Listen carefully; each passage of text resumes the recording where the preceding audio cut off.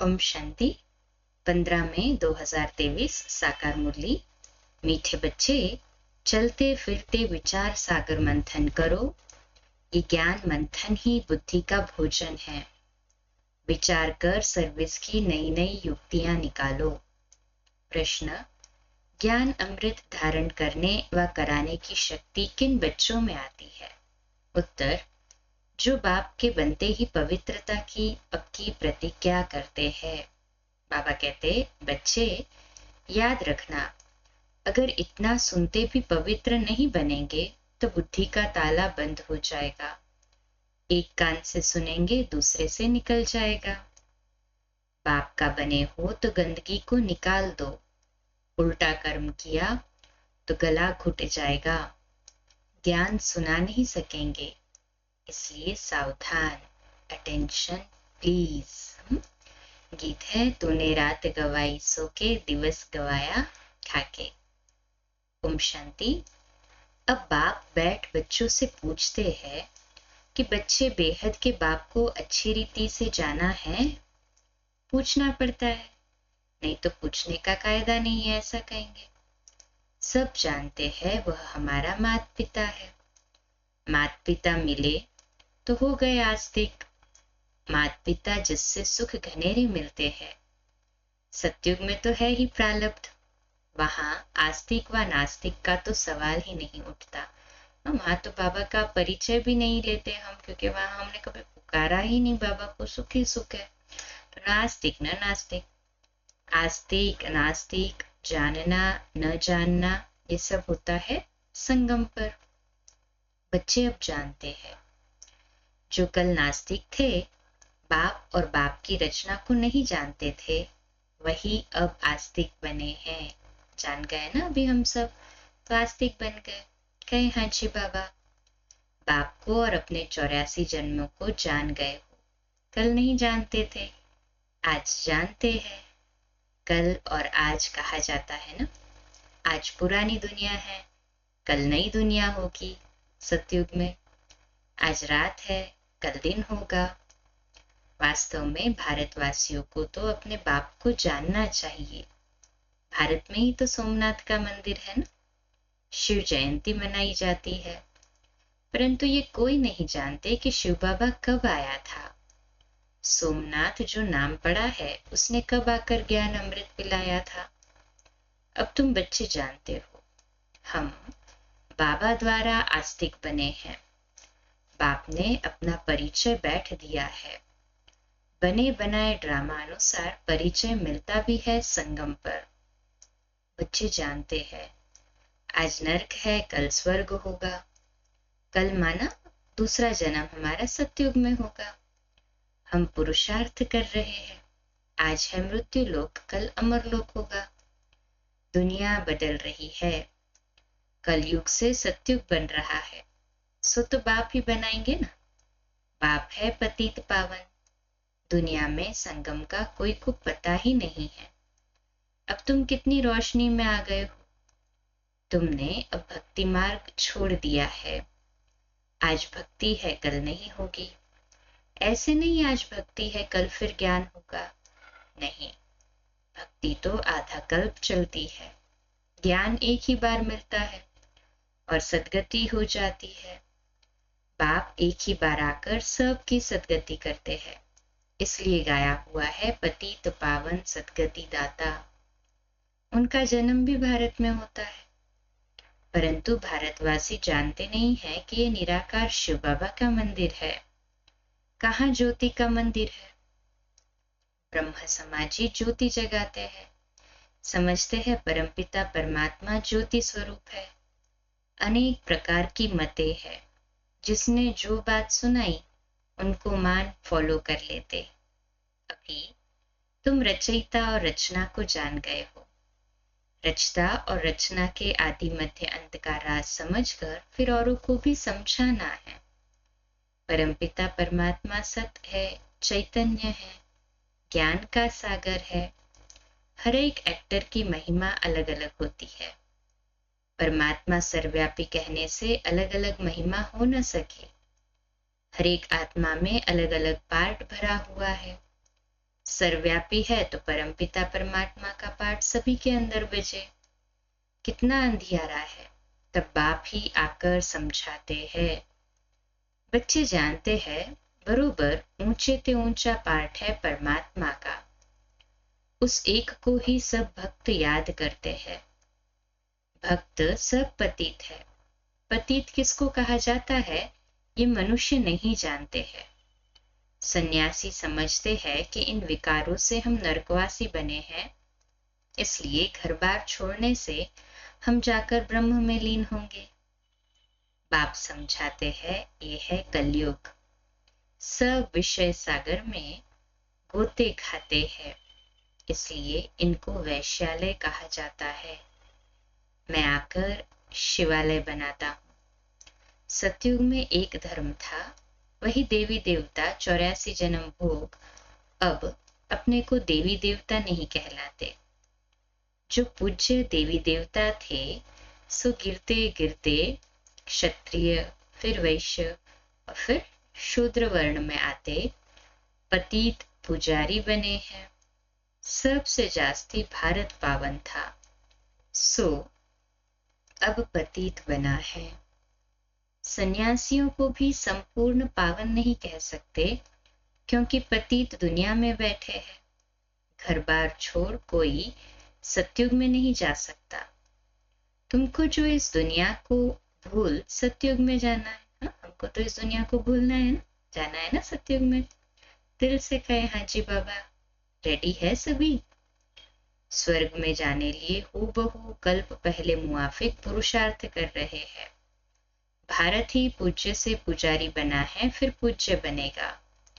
ये नॉलेज समझेंगे वह जो सिखिलते होंगे। जो देवी देवता धर्म के नहीं होंगे तो बुद्धि में बैठेगा नहीं। भारतवासी 84 जन्म लेते हैं और कोई धर्म वाला 84 जन्म नहीं ले सकता। तुम्हारे में भी नंबरवार है, सब इकट्ठे नहीं आएंगे। बच्चों को चक्र का राज भी बतलाया। सीजरा कैसे बनता है। सीजरा आत्माओं का ही होता है, उनको फिर रूहानी कहेंगे। बच्चे जानते हैं हम ब्रह्मांड में रहते हैं। पहला नंबर है शिव बाबा, फिर ब्रह्मा विष्णु शंकर, फिर है लक्ष्मी नारायण, उनका घराना। नंबरवार तो है ना। इस समय तुम्हारी बुद्धि में सारा झाड़ है। वहां यह ज्ञान नहीं है कौन कौन आएंगे, क्या क्या होगा, परंतु वहां अज्ञान भी नहीं कहेंगे, क्योंकि देह अभिमान भी नहीं है ना, इसलिए ना अज्ञान और ना ज्ञान। भले ही आत्माभिमानी स्थिति में रहेंगे, पर शिव बाबा को नहीं जानते तो ज्ञान नहीं है। वह है प्रारब्ध जो इस ज्ञान से पाते हो। अब है चढ़ती कला, पीछे है गिरती कला।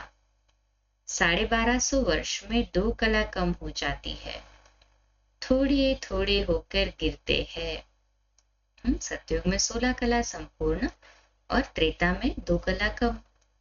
अब तुम बीज और झाड़ को अच्छी तरह जान चुके हो। अब तुम बाप द्वारा नास्तिक से आस्तिक बन गए हो।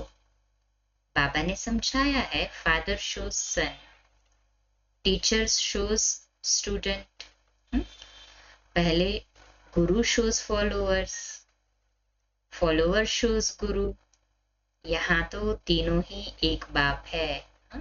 बाप के संबंध से हम बच्चे हैं, टीचर के संबंध से स्टूडेंट्स है, और जब हम शिव बाबा के साथ सतगुरु का संबंध जोड़ते हैं तब हम उनके शिष्य कहे या फॉलोअर्स कहे। तो वह है रचयिता, जरूर नई दुनिया रचेंगे। स्वर्ग में लक्ष्मी नारायण राज्य करते थे, उन्होंने ये वर्षा कहाँ से लिया? किसने ऐसा कर्म सिखलाया जो इतना ऊंच पद पाया? अब बाप कहते हैं, तुमको ऐसे कर्म सिखलाता हूं जो तुम सो देवी देवता बनेंगे। स्वर्ग में तुम बहुत माला माल थे, बाप से ही वर्षा लिया था, तो जरूर बाप ने ही आकर भारत को स्वर्ग बनाया है। बाप कहते हैं, बच्चे चलते फिरते ऐसे विचार सागर मंथन करो। ये बुद्धि के लिए फूड अर्थात खाना है। बाबा की दिल है ये गोला बहुत बड़ा बड़ा बनाना चाहिए। चक्र पर किसको भी समझाना बहुत अच्छा होगा। अब विचार करना चाहिए, मनुष्य को कैसे समझाए। समझाना है, अब है संगम। दुनिया बदल रही है, यहाँ अनेक धर्म है, वहां एक धर्म है जो बाप ने स्थापन किया है। भारत का प्राचीन योग बहुत मशहूर है, तुम जानते हो। हम फिर से राजयोग भगवान द्वारा सीख रहे हैं, जानते हैं ना? दिल से कहे हाँ जी बाबा। भगवान ही बेहद की हिस्ट्री ज्योग्राफी बताएंगे, मनुष्य मनुष्य को तो बता न सके। ये बाबा कहते हैं मैं कुछ भी नहीं जानता था। कौन से बाबा? ब्रह्मा बाबा। बाबा अपनी महिमा नहीं करते हैं कि ऐसा था वैसा था। बाप कहते हैं वह भक्ति के कर्मकांड अब मत करो, अब भक्ति पूरी होनी है, रात के बाद दिन आएगा। अभी तुम बच्चे हो संगम पर ही नॉलेज मिलती है। बाप कैसे पहले सूक्ष्म वतन की रचना करते हैं, फिर प्रजापिता ब्रह्मा द्वारा नई सृष्टि रचते हैं। इनका ही मनुष्य सृष्टि सीजरा है। इनको ही आदिदेव आदिदेवी कहा जाता है। एडम ईव भी कहते हैं। अब माता पिता है तो सृष्टि कैसे रची? एडम को आदिदेव ब्रह्मा कहेंगे, परंतु वह क्रिएटर नहीं है। ऐसे नहीं समझते परमपिता परमात्मा ने एडम द्वारा कराया। जरूर गॉड ही स्वर्ग का रचयिता है, वह है निराकार बाबा। हम आत्माएं भी निराकार है। यह शरीर लेकर पुनर्जन्म में आती है पाठ बजाने। निराकार बाप को भक्ति में याद करते हैं, वह परम धाम में रहते हैं। वह पतित पावन है। पतित दुनिया में आकर बच्चों को पढ़ाए पावन दुनिया में ले जाते हैं, इसलिए बाप भी है और टीचर भी है। बेहद की हिस्ट्री ज्योग्राफी पढ़ाते हैं। अब तुम मास्टर नॉलेजफुल बन रहे हो। अब बाप कहते हैं बच्चे याद रखना, पवित्र नहीं रहेंगे तो कितना भी सुनेंगे, एक कान से सुनेंगे दूसरे से निकल जाएगा, धारणा नहीं हो पाएगी ना। पहले पवित्रता की प्रतिज्ञा करो, नहीं तो पापों का बोझ कटेगा नहीं। पावन नहीं बनते हो तो और ही जोर से गिरते हो। बाप कहते हैं याद रखना, अब पावन न बने तो बहुत सजा खानी पड़ेगी। अज्ञान काल में इतनी सजा नहीं मिलती है, परंतु मेरे पास आकर प्रतिज्ञा कर फिर पवित्र नहीं बने और छिपकर इंद्र सभा में आते रहेंगे तो बहुत दंड खाना पड़ेगा और ही पत्थर बुद्धि बन पड़ेंगे, फिर साधारण प्रजा में चले जाएंगे। मर्तबा भी नंबरवार है ना, ऊंचे थे ऊंचे भी बनते हैं तो नीचे से नीचे भी बनते हैं। यहाँ तो सबको दुख है, कलयुग है ना, वो भी अंत, उसमें भी अचानक मौत हो जाती है। वास्तव में काल आना चाहिए पूरी आयु में। बरोबर भारत में कायदे अनुसार आयु पूरी होती थी। सतयुग में त्रेता में बूढ़े होते थे तो साक्षात्कार होता था कि अब फिर बच्चा बनेंगे। यहाँ तो तुम जानते हो शरीर छोड़ बाप के पास जाएंगे, परमधाम चलना है ना। अभी तो ये पुराना चोला उतारना है, बाप को घड़ी घड़ी याद करना है। Double underline. बाबा बस हम आए कि आए, योग बल से आत्मा को पवित्र बनाते हैं। इसके लिए एक ही उपाय है, बाप से योग लगाना, फिर तुम सतो प्रधान पवित्र बन जाएंगे। योग लगाते लगाते अंत में योग सिद्ध होना है। बाबा कहते हैं ये मेरा रथ है। लैंड लेडी कहो या लैंडलॉर्ड कहो, ये बड़ा विचित्र है। कैसे शिव बाबा आते हैं, कहते हैं ये लैंड लेडी भी है तो प्रजापिता भी है। मुझ निराकार को शरीर जरूर चाहिए। हर एक को अपना अपना रथ है, मैं कैसे रथी बनूं? मुझे तो आना पड़ता है पतित दुनिया में। श्री कृष्ण तो पावन था, ड्रामा में ये रथ मुकर्रर है। मैं आता भी हूं भारत में, ऐसे नहीं एक कल्प भारत में, दूसरा कल्प जर्मनी में आऊंगा। नहीं, बाप समझाते हैं तुम तो कर्मयोगी हो, कर्म करना पड़ता है। आगे पुरुष कमाते थे, माताएं घर संभालती थी। माताएं इतना पढ़ती नहीं थी, ये तो अब पढ़ाई शुरू हुई है, माताएं भी धंधा दूरी करती है। अब तुम बच्चों को अविनाशी कमाई करनी है, हर एक को बेहद के बाप से वर्षा लेना है। जो करेगा सो अपना पद पाएगा। इस पढ़ाई का पद 21 जन्म चलता है। ये पढ़ाई बाप बिगर कोई पढ़ा न सके। पतित पावन भी गॉडफादर है, वही राजयोग सिखलाकर स्वर्ग में जाने के लायक बनाते हैं। अब 84 जन्म पूरे हुए, अब हम घर जा रहे हैं। ये भी याद रहे तो तुम प्रफुल्लित रहेंगे। बाबा अपना अनुभव बताते हैं, कोशिश करते हैं याद रखने की, परंतु फिर भी भूल जाते हैं। इसलिए बाबा कहते हैं रात को जागकर प्रैक्टिस करो, फिर अवस्था स्थायी जम जाएगी। इसलिए कहा जाता है, हे नींद को जीतने वाले बच्चे, कमाई करो, अमृत वेले उठो।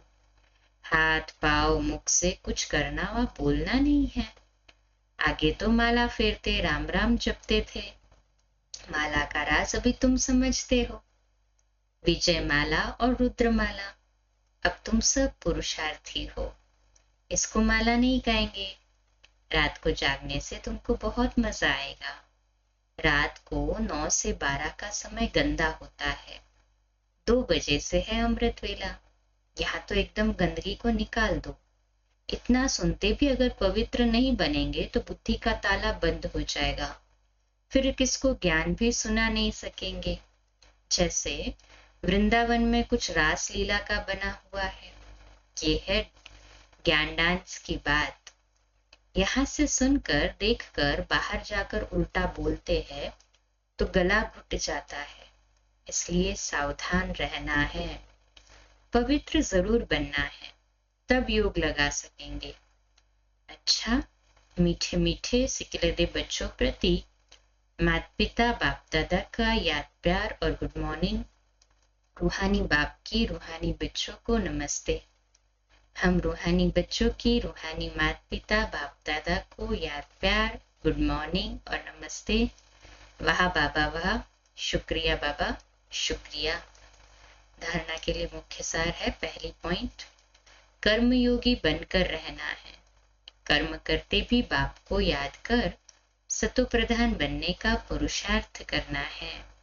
दूसरी पॉइंट, अपनी हर चलन से बाप टीचर गुरु का शो करना है। हम घर जा रहे हैं, स्मृति से सदा प्रफुल्लित रहना है। आज का मीठा वरदान, महावीर बन हर संकल्प को स्वरूप में लाने वाले सदा विजयी सफलता मूर्त भव। तो आज का सम्मान, मैं सदा विजयी सफलता मूर्त आत्मा हूँ। विश्लेषण, जो भी विशेष संकल्प लेते हुए उसमें दृढ़ रहो, संकल्प करते ही उसका स्वरूप बन जाओ, तो विजय का झंडा लहरा जाएगा। ऐसे नहीं सोचो देखेंगे करेंगे, गे करना अर्थात कमजोर बनना। ऐसे कमजोर संकल्प करना अर्थात माया से हार खाना। सदा यही अमर अविनाशी संकल्प करो कि हम सदा के विजयी महावीर है, सदा आगे बढ़ेंगे, विजयी बनेंगे, तो इस संकल्प से सफलता मूर्त बन जाएंगे। स्लोगन है, चेहरे पर खुशी की झलक हो तो चेयरफुल चेहरा बोर्ड का काम करेगा। अच्छा, कम बोलो, धीरे बोलो, मीठा बोलो, सत्य बोलो, सोच समझकर बोलो। निमित्त भाव, निर्माण भाव, निर्मल वाणी। आज का नया दिन आप सभी को मुबारक हो, मुबारक हो, मुबारक हो। शुभ दिवस। आज रात्रि 8:45 बजे अव्यक्त वाणी पर रात्रि क्लास, कल सुबह अमृत वेला 3:30 से 4:30 और प्रातः मुरली क्लास 4:45 बजे। ओम शांति। सभी को आज का प्यारा दिवस मुबारक। ओम शांति।